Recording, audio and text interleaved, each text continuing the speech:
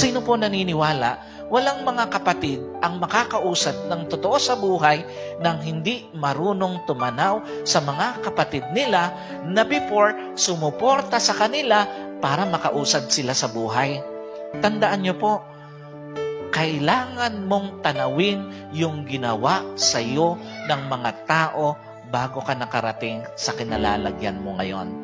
Matuto kang tumanaw doon sa mga ginamit ng Diyos para makarating ka sa dapat mong marating. Hindi po ito responsibility. Hindi po ito yung sinasabi ng maraming mga tao na ginagawang life insurance yung kanilang mga anak ng magulang. No. Ang tawag dito, respecting life cycle. Because whether you like it or not, darating ka rin doon sa punto ng buhay mo, hindi mo na rin kaya na maghanap buhay. At kung ikaw ay natutong tumanaw doon sa mga nagbuhat sa iyo, pagdating mo doon sa point na yun ng buhay mo, may bubuhat din sa iyo. At ang tawag doon, respecting life cycle. Darating at darating tayo doon sa point na yun ng buhay natin at kailangan marunong kang tumanaw doon sa mga ginamit ng Diyos para makarating ka sa kung nasa saan ka man ngayon. That's important.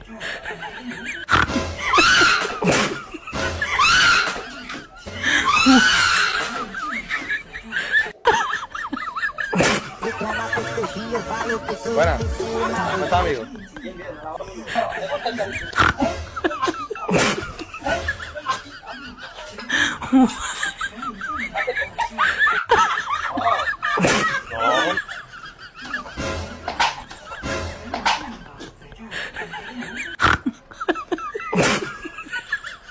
Amigo, voy a sacar la billetera, mano.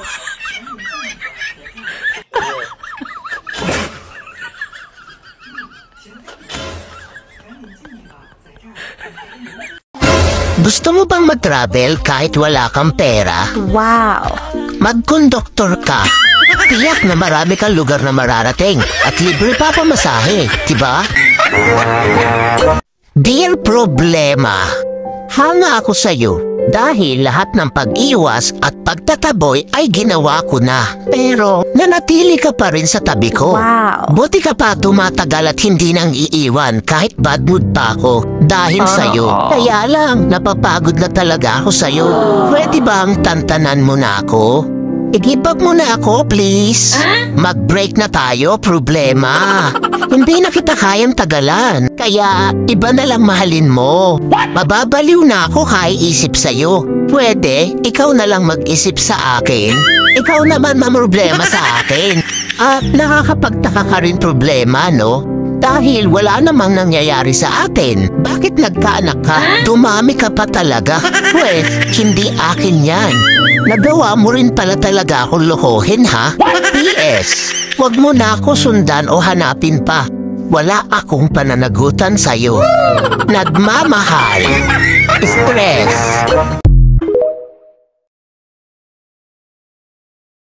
Dear Problema, hanga ako sa'yo dahil lahat ng pag-iwas at pagtataboy ay ginawa ko na. Pero nanatili ka pa rin sa tabi ko. Wow! Buti ka pa tumatagal at hindi nang iiwan kahit bad mood pa ako dahil sa'yo. Kaya lang, napapagod na talaga ako sa'yo. Pwede bang tantanan mo na ako? I-give up mo na ako, please. Mag-break na tayo, Problema. Hindi na kita kayang tagalan. Kaya, iba na lang mahalin mo. Mababaliw na ako kaiisip sa'yo. Pwede, ikaw na lang mag-isip sa akin. Ikaw naman mamroblema sa akin. At nakakapagtaka ka rin, Problema, no? Dahil wala namang nangyayari sa atin. Bakit nagkaanak ka? Dumami ka pa talaga. Pwes, hindi akin yan. Nagawa mo rin pala talaga akong lokohin, ha? P.S. Huwag mo na ako sundan o hanapin pa. Wala akong pananagutan sa'yo. Nagmamahal. Stress.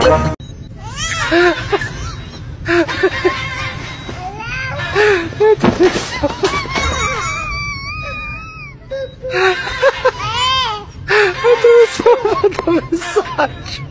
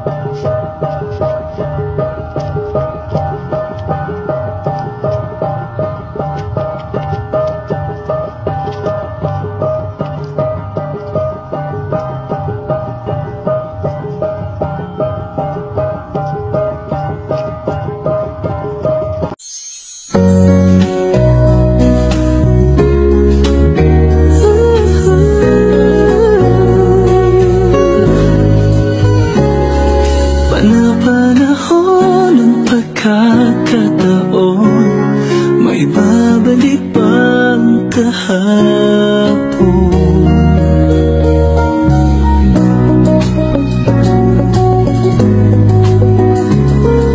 Natatandaan mo pa ba nang tayong dalawa ay unang nakita?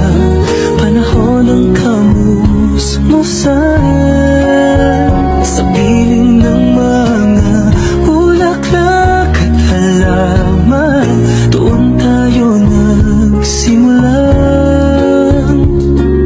mangarap at tumulan.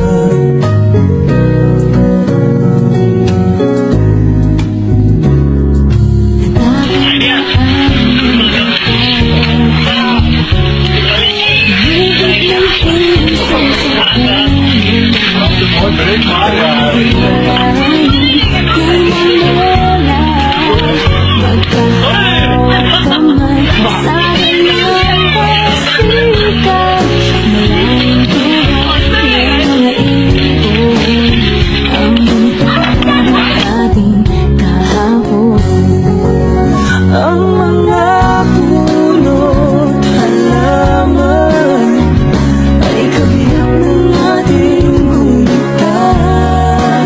Sa paglipas ng panahon, bakit kailangan ding lumisan? Panahon ng pagkakataon, may babalik bang kahapon? Ngayon ikaw ay nagbalik, tuloy ko rin ang iyong pangarating.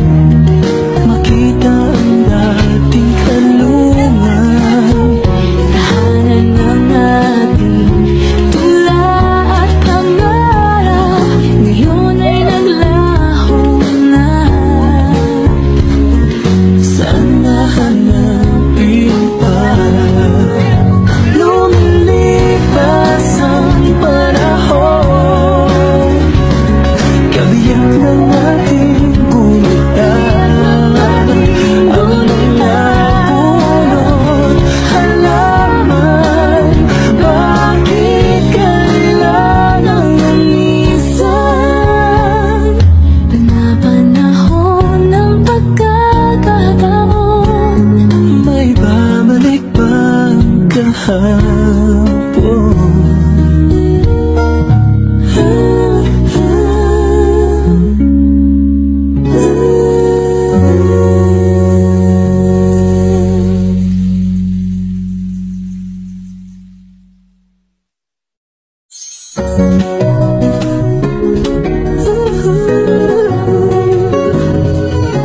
Panahon ng pagkakataon, may babalik bang kahapon? Natatandaan mo pa ba nang tayong dalawa ay unang nakita? Panahon ng kamusmusan sa piling ng mga bulaklak at halaman. Doon tayo nagsimulang